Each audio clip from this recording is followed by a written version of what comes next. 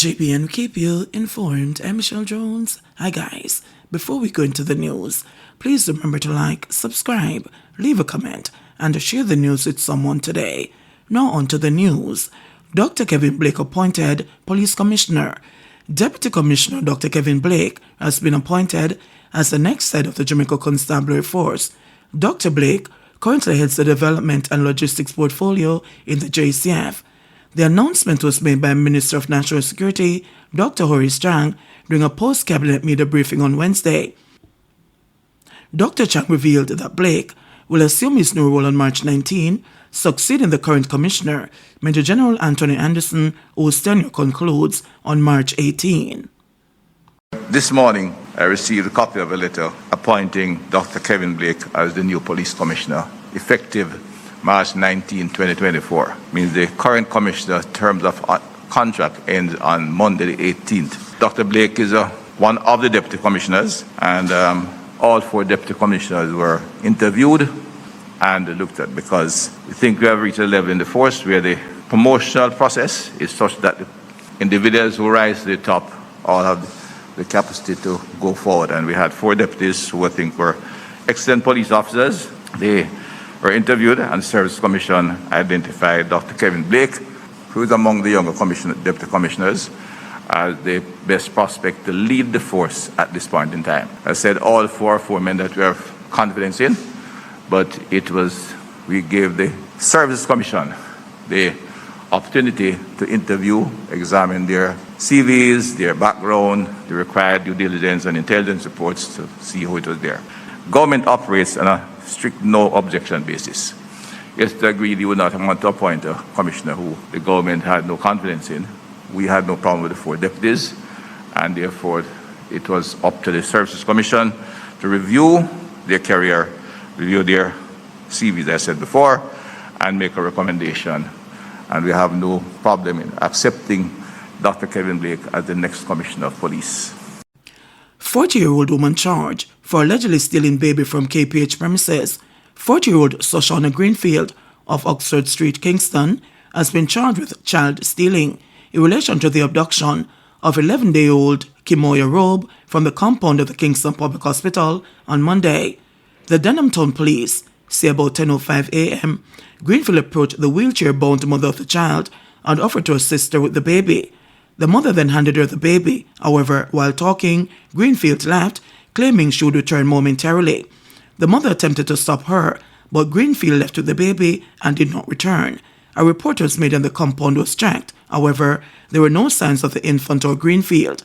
Later the same day, about 3:35 p.m., police acting on information went to Northumberland Lane, Kingston 16, where the baby girl and Greenfield were found. She was subsequently arrested and charged on Tuesday. A court date is being finalized. Mutilated bodies of two men found along Dunble Holden Main Road. Two unidentified men were discovered murdered in the vicinity of a pump house along Dunble Holden Main Road, St. Catherine, on Wednesday. They were found face down with gunshot wounds and partially severed heads. Their hands and feet were bound, and they were clad in shorts and without shirts.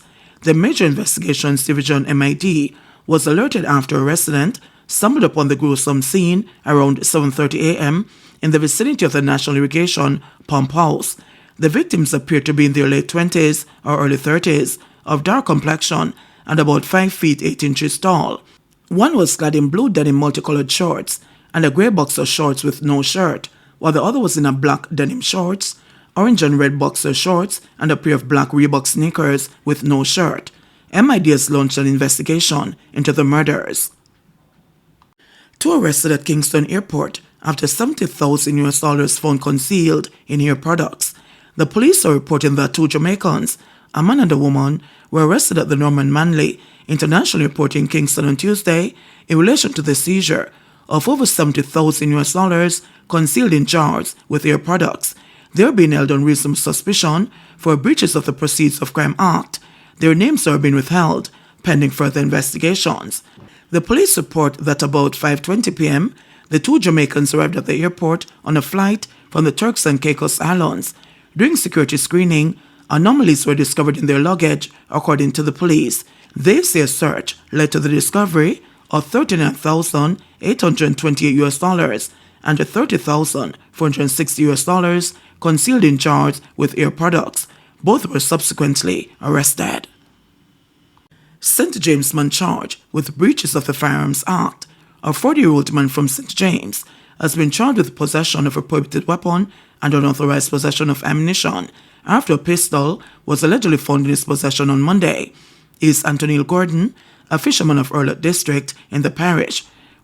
Reports from the Granville Police are that about 9 a.m., lawmen were patrolling the area when they allegedly saw Gordon walking along the roadway. Gordon reportedly began acting in a manner that aroused their suspicion. He was accosted and searched, and one 9mm pistol with a magazine containing 9mm rounds of ammunition was allegedly found in his possession. Gordon was subsequently taken into custody where he was charged. His court date is being finalized.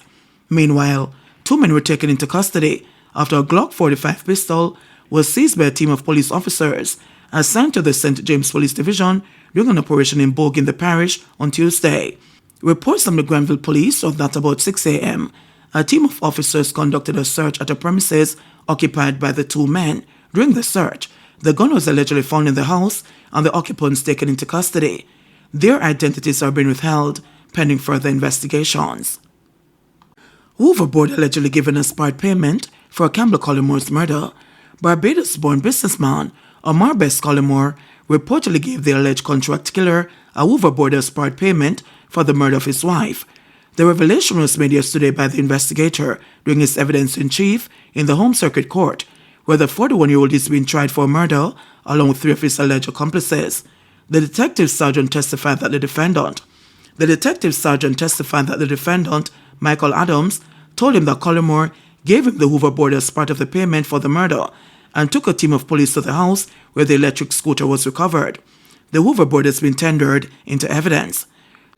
32-year-old Simone Campbell Collymore, described as a quintessential mother, wife and businesswoman, as well as the centerpiece of her family, was killed in a brazen daylight attack along with taxi driver Winston Corey Walters on January 2, 2018.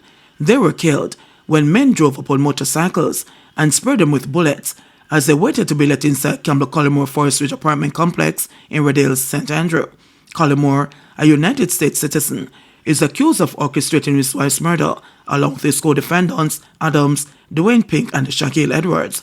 One of the triggermen in Campbell Collimore's murder previously testified that he was told that the hit was for $2 million. Wade Blackwood, a confessed member of the unruly gang, who is currently serving 2 life sentences for the murders, had disclosed that he got the price tag from the other shooter, Jim, the gang leader, who is now deceased. Blackwood also testified that Adams was the contract killer and was the one who spoke with the man who ordered the hit on the woman. As it relates to the Hoover Board, Edwards, in his caution statement, which was previously read in court, said he was traveling with Adams when he collected a black and gold Skywalker device from Collymore. That brand of Hoover Board currently ranges from $499.99 US to $799.99 US. Additionally, another police witness early in the trial testified that Adams had directed him to a home in Marveley, St. Andrew, where he retrieved the Hoover Board and handed it over to his superior. Meanwhile, Collymore, in a caution statement recorded by the investigating officer, said he did not know the value of his wife's insurance and was also not aware of who the beneficiaries were. He also stated that he never signed any document indicating it was the beneficiary on her policy. However, he said in his statement that his children were the beneficiaries of his life insurance. The statement was taken from him on January 10, 2018, before he was a suspect in his wife's murder. Don't load up the thing, a legal firearm holder allegedly told police. A St. Catherine man who was held with an illegal gun in early March allegedly asked cops not to load up the thing when they asked for paperwork relating to the weapon. Kevin Bent, a 48-year-old businessman from Old Harbour Bay, St. Catherine, has been charged with possession of a prohibited weapon and unauthorized possession of ammunition. It is reported that on March 1, the police carried out an operation along Darlington Drive in Old Harbour when a Honda CR-V sports utility vehicle driven by the accused was stopped. During the search of a bag on the front passenger seat, a 9mm pistol affixed with a magazine containing 10 rounds of ammunition was discovered. When it was held, the accused allegedly told the police Don't load up the thing. Not everybody know that me have a licensed gun. He was escorted to his home to provide documentation for the weapon, where he revealed he was not a licensed firearm holder. Bent is said to have told the police, "Do a thing for me, I'ma give you $1 million." His advance was refused. He was arrested and was subsequently charged. When the accused appeared before Senior Parish Court Judge Desiree Lane, the police said that Bent was a major player in the gun for drug trade between Haiti and Jamaica and that it was a flight risk. Attorney at Law Donahue Martin made a bail application citing that Bent denies having a gun in his possession. He is said to have suffered from diabetes and needs proper diet and is not a flight risk and lives within walking distance of the Old Upper Bay police station. He was further remanded and is scheduled to appear in the Gun Court Division on April 9, 2024. JBN will keep you informed. Please remember to subscribe, like, share, leave us a comment, and click the notification bell to receive our daily news items.